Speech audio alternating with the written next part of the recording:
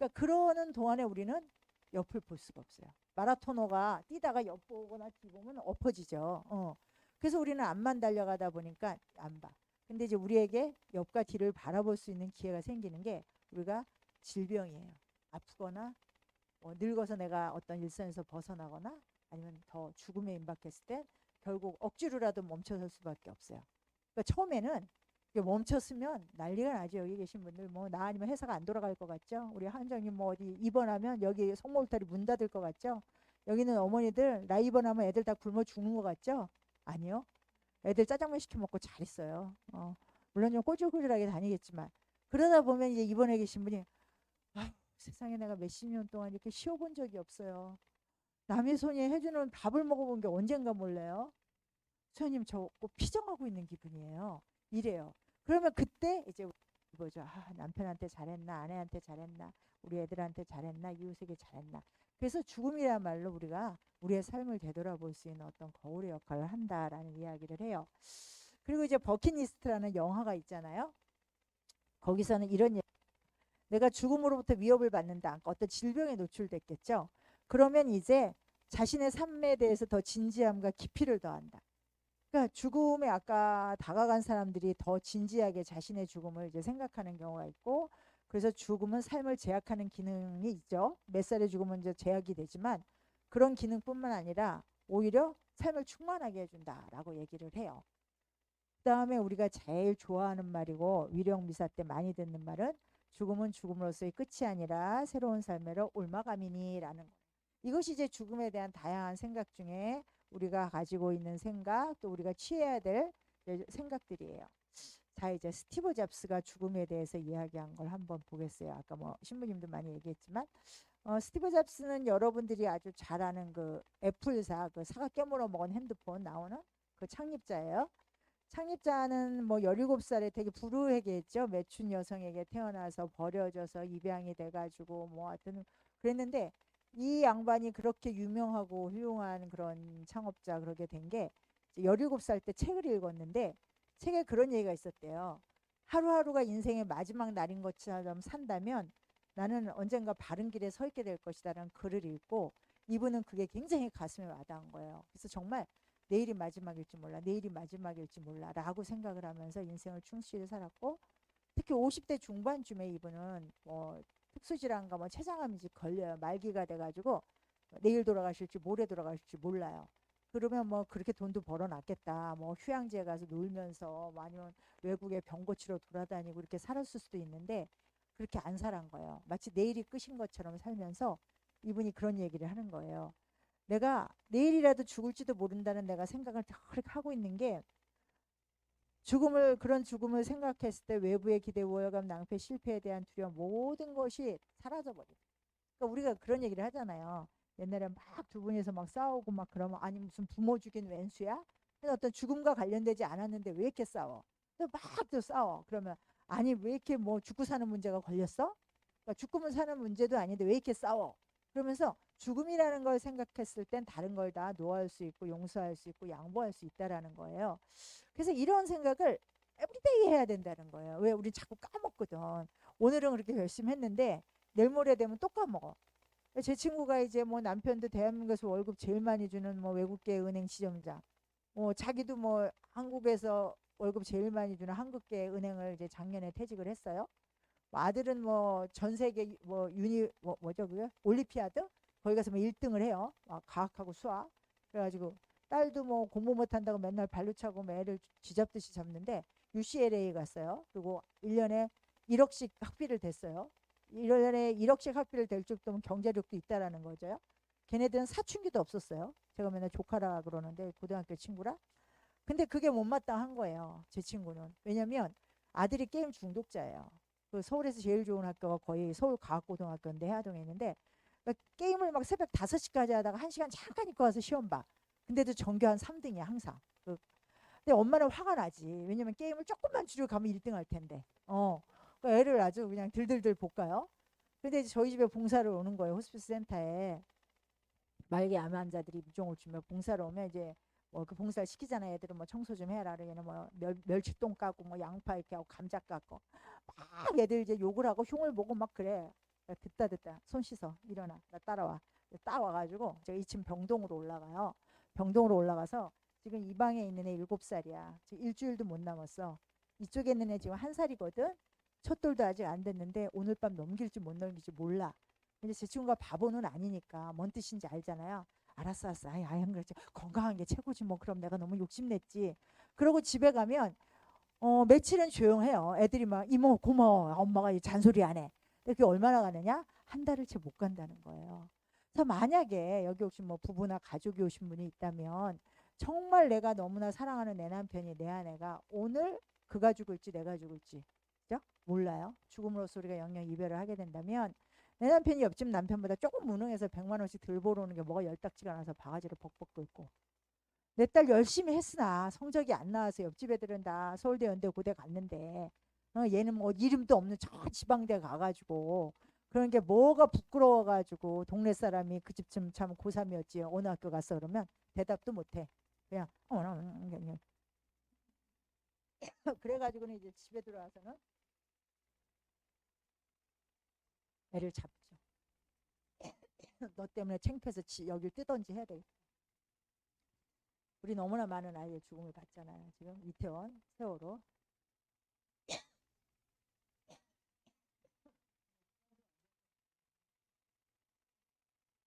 12월 31일 날 고3인 아이가 사고로 떠났어요. 그 엄마 제가 이번에 사별가족 모임 하거든요. 내 애가 먼저 갈지 내가 먼저 갈지 우리가 죽음으로써 언제 영영 이별을 할지 모른다는 생각을 염두에 둔다면 스티브 잡스처럼 그냥 하루하루 무사히 이 험난한 세상에서 건강에 들어온 거 자체가 좋지 그걸 구박하고 때리고 너 때문에 창피해서 이사를 가야 되겠다 이럴 일이 아니라는 거예요. 그래서 우리가 죽음에 대한 생각을 어떻게 하느냐에 따라서 내 삶의 태도가 많이 달라진다라는 것을 이야기를 해요. 이제 그 고대 이제 유럽에서는 이제 그 죽음을 항상 인식해라라는 아무래도 이제 뭐 그리스도교 문화도 있고 철학도 이래 있었기 때문에 있어요. 이 유명한 게 이제 메멘토 모리예요. 이제 죽음을 기억해라. 모리는 죽음이고 메멘토는 뭐 메모리. 이거는 어디에서 유래가 됐냐면 옛날에 로마에서 우리 저 구약에서도 뭐 다윗이라든가 이런 게 장군들이 나가서 뭐 옆에 뭐 민족을 싹 쓸고 노예들을 데리고 오고 금은보화도 막 이만큼 끌어갖고 오고 뭐 다 오잖아요. 그러면 얼마나 기뻐 임금은 우리 장군님께서 나가서 그러니까 임금님도 이제 그 개선문 있잖아요. 뭐 이태리도 그렇고 프랑스도 있고 개선문에 가서 임금이 뭐 환영을 해. 그럼 막 동네 시민들이 나와서 막 꽃 던지고 뭐 환영한다고 그러면서 뭐 장군님 막 우리 올림픽 금메달 따고 오면 옛날에 퍼레이드 많이 했어요. 서울에서는. 이제 그렇게 해갖고 막 한껏 기분이 고조돼 있는데 이게 한 무리의 노예가 이제 음악 여기 아까 우리 노래하시는 분들 많은데 이런 노래 잘 하시는 분이 그 뒤를 따라다니면서 막 북치고 막 속을 치면서 메멘토 모리 메멘토 모리 이러고 따라간다는 거야 그 장군. 그 뭐냐면 죽음을 기억해라 장군. 네가 오늘은 이겼다고 우쭐대지 겸손하게 행동해. 너도 언젠가 죽을 거야. 이게 무슨 잔치집에 재 뿌리는 일입니까? 이게 일상화됐다라는 거예요. 그만큼 죽음을 기억해라. 여러분 생각해 보세요. 여러분의 이제 자녀분들 여기 계신 분들은 아마 이제 아들 딸이 결혼하잖아요. 요즘 이제 결혼이 거의 한편의 뮤지컬이잖아요. 그래가지고 아들 딸이 결혼해서 친구들이 축가를 불러주겠다고 여기 왔는데 이 친구들이 이 아들 이 결혼하는 내 딸 그 보고 거기다 대고 메멘토 모리 메멘토 모리 너 오늘 기분 좋지? 너 곧 죽을 거야. 오늘 신혼이라 야 너 죽을 목숨이라는 거 기억해. 아마 의절나지 않을까? 그래도 여러분들의 손자나 손녀가 첫돌이야. 그래가지고 뭐 총 놓고 군인 될 건가 봐. 실 놓고 야 장수하겠다. 공책 놓고 야 얘는 박사가 될 건가 봐. 근데 옆에 누군가가 우리 아기를 위해서 축가를 불러줄게요. 그리고 그 아기를 보고 메멘토 모리 메멘토 모리 아기야 너 곧 죽을 목숨이다. 언제 죽을지 몰라 이런다면 아마 뺨 따고 맞고 쫓겨날 것 같아. 근데 이게 일상화되었다라는 거, 일상화였었다라는 거예요. 이만큼 우리가 죽음을 인식하고 살아야 한다라는 거에 대한 생각이 이 로마에서는 강했다라는 거예요. 그 다음에 또 이제 이런 게 있었어요. 이거는 이제 아시는 분은 알겠지만 대구대교구의 계산성당에 있는 성직자 묘지예요. 우리가 뭐 미사도 하지만 위령성월이나 뭐 사순절에 이제 이런 묘지 방문을 많이 하잖아요. 묘지를 갔어. 가가지고 이제 들어가서 막 기도하면서 막 옛날 생각나면서 신자들이 막 울어. 아이고 이 신부님 나 어려울 때 많이 도와줬는데, 이주교님은 나 우리 첫 번째 본당 신부였는데 아유 너무 젊은 나이에 가신 이 신부님 나 영세 신부인데, 그막 울고 막 안타까워, 막 어떻게 할 줄을 몰라. 근데 거기 누워 계신 분들은 정작 이렇게 얘기한다는 거예요. 우리 보고, 야 오늘은 내가 누워 있지 내일은 네가 누워 있을 거야라고 얘기를 한다라는 거예요. 예. 이것도 이제 로마의 어떤 그런 영향이에요. 그래서 여기에 뭐 라틴어로 써 있는 거예요. 오늘은 나, 내일은 너. 그래서 이런 문화들이 이렇게 있었다라는 거죠. 그 다음에 또 이제 중세기에 뭐 300년 뭐 1600, 700년인데 죽음의 춤이라는 이제 어떤 그림이 되게 많았어요. 그러니까 가령 여기 보도 이제 되게 그저 막 예수님 뭐 자비에 뭐 아주 아름다운 그림에 뭐 이런 게 있잖아요. 근데 이제 이 시절에는 온갖 동네 성당 뭐 문화회가 뭐 우리 지금 얘기하면 뭐 경로 아니면 뭐 세종문화회관 아니면 길거리 마을회관 이런데 온갖 죽음의 춤이라는 그림들이 이렇게 있었던 거예요.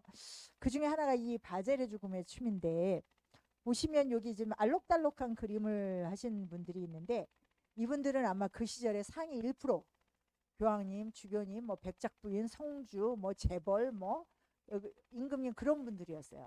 그런 분들이 이렇게 알록달록한 이 옷을 입고 뭔가 몸가짐이 아까 춤을 추는 것 같잖아요. 이게 춤을 추고 있는데 그 옆에 뭐가 하나씩 이렇게 짜그닥짜그닥 달라붙어 있는 거예요. 혹시 가까이 계신 분 이게 뭘로 보이나요? 보이시나요? 뭐죠? 해골 맞아요. 해골이에요. 그러니까 우리가 이제 저하고 비슷한 세례를 살았다면 현금박쥐 하나가 매달려 있는 거예요. 근데 이 해골이 누구 해골일까요? 다 그들의 해골인 거예요. 이게 뭐냐면 네가 지금은 잘 나가고 부귀영화를 누리고 권세를 누리지만 너의 죽음이 너하고 항상 짝꿍하고 있어. 이거를 알게 해주는 거예요.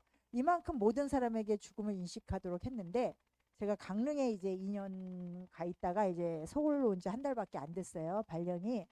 강릉에는 이제 노암동 성당이라고 있었는데, 그 성당은 성당의 주보가 뭐냐면 무죄한 어린이 순교 축일 주보예요. 아시죠? 예수님 때문에 그 예수님 피난간 사이에 헤로데가 그냥 애들을 뭐 2천 명인가 쫙 죽여버리잖아요. 그 아이들을 이제 기념하는 성당이에요. 그래서 그 성당은 이렇게 가면 성당 제대에 그 애기들 막 죽어가는 거 막 뭐 목 잘리고 피 줄줄 흘리고 막 이게 칼에 찔리고 창에 찔리는 그런 막 수십 명의 아이들이 있는 그림이 있었어요.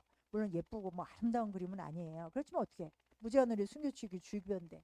근데 제가 그 20몇 년 전에 강릉에 있을 때도 많은 사람들이 아우 끔찍하다고, 성당에 오면 뭐 좀 밝고 화사한 게 있어야지 왜 저런 그림을 해놓고, 이러고 좀 컴플레인을 많이 했고, 뭐 우리도 그림 좀 화사하고 막 성모님이 날개 달고 올라가 이런 그림 막 바꿨으면 좋겠다는 얘기를 계속했어요. 그래도 뭐 무제한으로 순교축일이 주보니까 냅뒀는데, 제가 이제 20년 만에 강릉에 다시 사도직을 하러 갔었거든요. 3년 전에 가서 그 성당을 딱 가서 보니까 없어졌어요. 그리고 그 성당은 어디 구석을 제가 끝까지는 다 안 들려봤지만 거기에 이 성당이 무제한 어린이 순교축일 주보 성당이에요라는 것을 나타낼 수 있는 그림은 하나도 없어요. 그만큼 우리는 안 보고 싶다라는 거예요. 죽음에 대한. 그러면 이런 이제 똑똑한 죽음에 대한 것을 이렇게 암암리에 분위기를 만들어서 교육시키는 거를 이 나라들만 잘나서 했냐? 우리도 있었어요. 우리나라도 이게 뭐냐면 뭐 지역마다 틀리긴 하지만 한갑잔치상이에요. 음. 근데 이 한갑잔치상은요, 그것도 지역마다 틀리지만 죽어서 받는 제사상하고 아주 유사했대요. 이건 뭐냐면 여러분 지금 한갑잔치 하세요? 한갑하세요? 안 하시죠? 잘못된 거예요. 꼭 하셔야 되는 거예요. 이게 한갑이 요즘은 오래 사니까 아이 무슨 쑥스럽게 한갑잔치야. 엄마 아빠 그냥 둘이 제주도나 다녀오세요. 식구끼리 모여서 밥이나 한번 먹어요. 그러면서 우리는 그 중요한 한 획을 긋는 그 의례를 갖다가 생략을 하면서 그 의례에 해야 되는 마음가짐이라는가 내 행동을 생각을 안 해요. 예를 들어서 성년례를 옛날에 했어요. 20살이 딱 되면. 그래가지고 성년례를 할 때 요즘은 뭐 남자친구 여자친구 뭐 향수 한 병 주고 장미 한 송이 주고 심하면 뭐 어디 호텔 하나 이제 어른 됐다고 잡고, 이게 아니고 어른들이 아이를 딱 데려놓고 네가 이제 성년이 됐어. 그러니까 니는 세상 안에서의 어른으로서 역할은 어떻게 해야 되고 집안에서는 네가 어른으로서의 행동 가지는 이래야 돼. 이걸 가르치는 거거든요. 아무것도 안 해요. 한갑도 마찬가지인 거예요. 한갑이 됐을 때 왜 제사상과 같았냐면, 한갑이 되면 그때서야 이제 아버님 어머님이 아들하고 며느리한테 당신들이 안방을 내주고 당신들이 뒷방으로 물러앉고 그날에 있어서 시어머니가 그때 곡간 열쇠를 며느리에게 주는 거예요. 그리고 이분들은 이제 뭐 악착같이 살고 뭐 부지런 떠는 것보다 아 내가 이제 세상을 떠날 옆을 바라보고 뒤를 바라보는 그런 시간을 갖게 하는 거거든요. 그래서 지역마다 틀리긴 하지만 한갑상이 제사상하고 유사했던 거예요. 이제 죽음을 생각해라. 근데 우리 이런 거 안 하잖아요. 그죠? 제2의 인생이라고 하는 거 좋지만 그리고 이제 TV를 보거나 아니면 이제 컴퓨터 같은 거 탁 틀면 첫 화면에 막 77, 8세 되는 뭐 연예인이 나와서 제가 70 몇 세로 보이세요? 60세로 보이지 않으세요? 막 동안이라고 해요. 막 그러고 요즘 또 나왔죠. 제가 방 누구누구 언니가 소개해준 그걸 쓰고 저도 요즘 60세란 얘기 들어요. 심지어 막 60이 다 된 분이 저 대학생 아들 둘하고 나가면요. 연인이라 그래요. 엄마라고 안 봐요. 그래서 마치 그거를 굉장한 업적처럼 자랑거리처럼 내려. 물론 뭐 이뻐지고 젊어지는 거 좋죠. 근데 그런 것만 계속 추구하는 동안 우리는 내가 죽을 것이다. 죽음으로 향해 가는 존재다 하고는 점점 멀어져요. 거기에 대한 죽음에 대한 준비에 대한 투자는 점점 멀어져요. 이게 문제인 거예요. 그러다 보니까 우리는 험한 죽음을 맞이하는 거예요. 제가 오늘은 다루지 않지만 우리가 정말 87%가 병원에서 죽고 그중에 대부분이 중환자실에서 죽고 우리는 여기 계신 분 중에 3분의 1은 암으로 죽어요. 암으로 죽는 고통이 어마어마한데도 아무런 준비 없이 중환자실에서 심폐소생술하고 모든 호스를 끼고 기계를 매달고 죽는 거예요. 왜? 우리는 계속 죽는 건 나하고 점점 멀어. 내가 지금 70세인데 지금 50세 체력이에요. 75세인데 60세 얼굴이에요. 여기만 너무 투자하고 하다 보니까 그렇게 되는 거예요. 그래서 이것이 이제 우리가 정말 전통적으로 죽음에 대한 생각을 하도록 했던 거에 우리가 이제 멀어진 거예요. 우리가 좀 이렇게 조상들의 지혜가 있음에도 불구하고 우리는 미련한 현대인이 돼가고 있는 게 이제 현실이에요. 자, 갑자기 깜짝 놀랐죠? 접니다. 그래서 이제 그럼 죽음의 준비를 뭐 이쁜 거 저 알아요. 예. 네네네. 예, 죽음에 대한 준비를 하는 여러 가지 중에서 저는 한 가지 제가 스스로 한 게 뭐였냐면 이제 그거예요. 사진 찍지 마세요. 예. 사진 찍으면 제가 돌려놓습니다. 영정 사진을 준비. 여기서 영정 사진 있으신 분 계세요? 본인? 왜 없어요? 이제 우린 100살까지 살 거니까 99세에 찍을 거죠.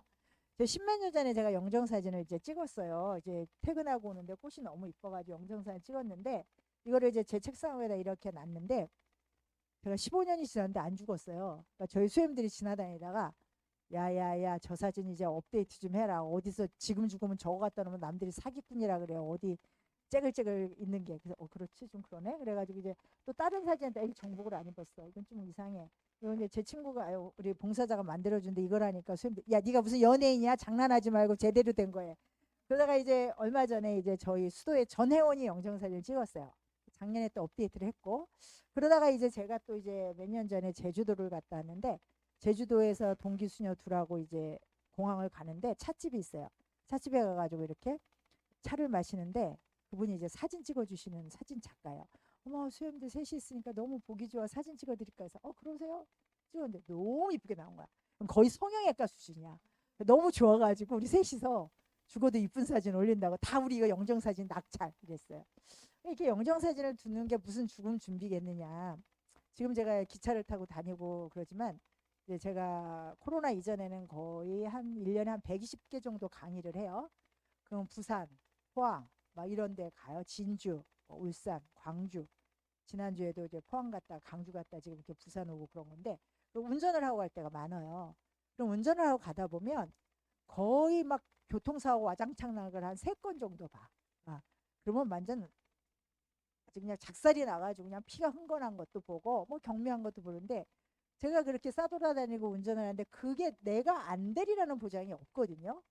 그러면 정말 이게 내 마지막 영정사진이 될 수 있다는 생각을 늘 하고요.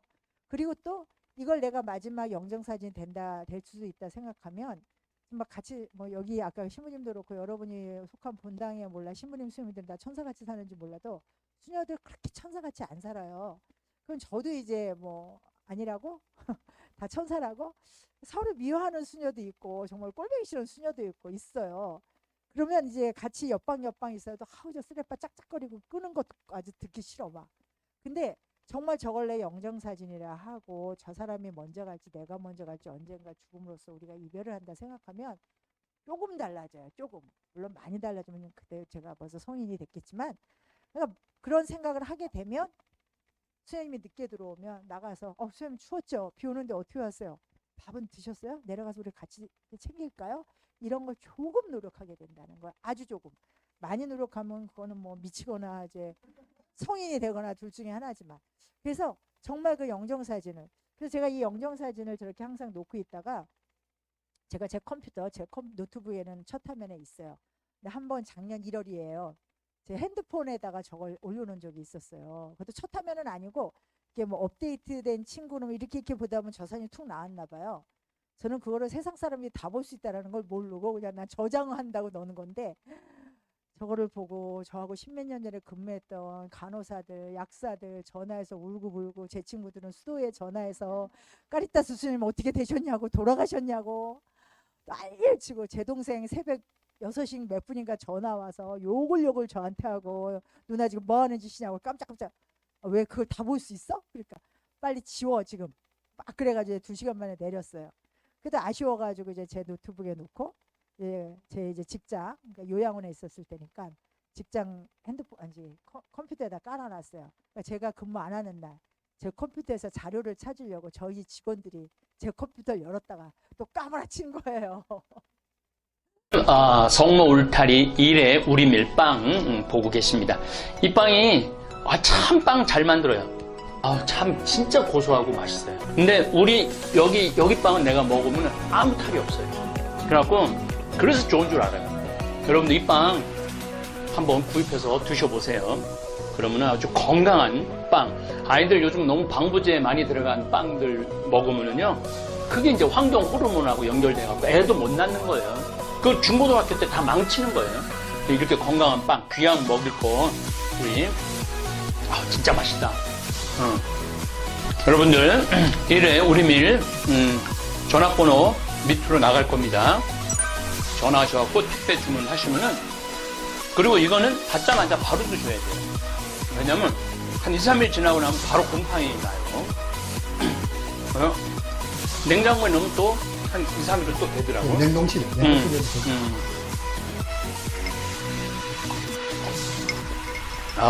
진짜 맛있네. 여러분들 양산 성모 울타리 1회 우리 밀 하느님께서 마련해 주신다, 그런 뜻이죠? 예. 하느님께서 마련해 주신다 그래서 1회 우리 밀 빵 많이 애용해 주시기 바랍니다. 맛 좋고 믿음 가는 순수 우리 밀빵 찐